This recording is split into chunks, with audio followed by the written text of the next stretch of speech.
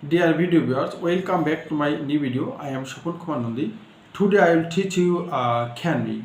Can be পর যে ভার্বটি থাকবে তার সাথে আমরা আইনজি যুক্ত করে বাক্য তৈরি করব।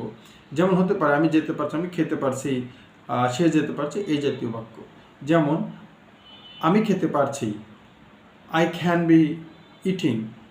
আমি ভাত খেতে পারছি, I can be eating rice. তুমি যেতে পারছো, you can be going. সে যেতে পারছে, হি ক্যান বি গোয়িং। আমি যেতে পারছি, আই ক্যান বি গোয়িং। আমি মাঠে ফুটবল খেলতে পারছি, I can be playing football in the field. আমি নদীতে সাঁতার কাটতে পারছি, I can be swimming in the river.